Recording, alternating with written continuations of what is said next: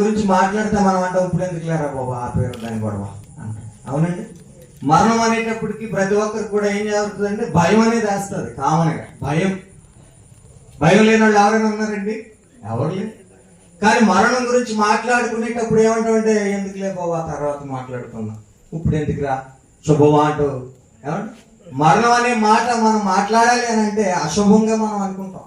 కానీ మనం ఎలా ఉంటాము అని అంటే మనిషి ఎలా ఉన్నాడు అని అంటే ఈ లోకమే శాశ్వత అన్నట్లుగా బ్రతికేస్తాడు. కానీ మరణం అనేది మనకు వస్తుందా అంటే అందరికీ వస్తుంది.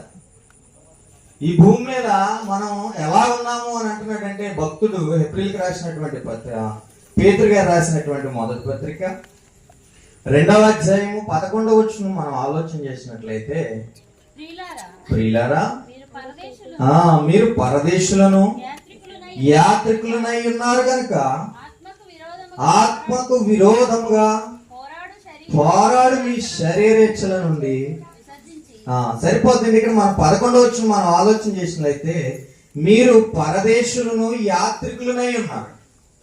ఈ భూమి మీద పుట్టిన ప్రతి వారు కూడా ప్రజెంట్ ఇప్పుడు ఉంటున్న వారందరూ కూడా ఈ భూమి మీద ఎలా ఉన్నాము అని అంటే యాత్ర చేయడానికి వచ్చామండి. ఇది గమనించాలి. ఇది గమనించాం. మనం ఎలా ఉంటుందంటే మన వైఖరి, నేను మన లాంగ్వేజ్ లో మాట్లాడుతుంది అయితే నాకు క్షమించాలి, ఎందుకంటే మనకు అర్థం కావాలి. కేవలము 30 సంవత్సరాలు 50 సంవత్సరాలు 60 సంవత్సరాలు 70 సంవత్సరాలు ఈ భూమి మీద ఉండడానికి వచ్చాను తప్ప పర్మనెంట్ గా ఇక్కడ మనం ఉండిపోవడానికి రాలే. దీన్ని మనం ఆలోచన చేయకుండా ఈ 30-40 సంవత్సరాలలో కక్షలతో క్రోధాలతో ఏమంటే చిన్నదాని నుండి గొడవలు. బైబిల్ ఏమంటుందంటే రే నువ్వు ఎలాంటి తెలుసా, గడ్డి లాంటి రా అంటది. ఎలాంటి అంటే గడ్డి. అసలు నువ్వు నీ రూపంతో చూసి లేదంటే నీ బలం చూసి నువ్వు వెర్రవీగుతున్నావేమో, నువ్వు ఒక గడ్డి పువ్వు లాంటితో సమానం. ఒకసారి నువ్వు ఆలోచన చేస్తే అల్పమైనటువంటిది నీ దేహం. నేను ఎందుకు ఈ మాటలు చెప్తున్నానంటే నువ్వు యాత్రికుడు ఈ భూమి మీద.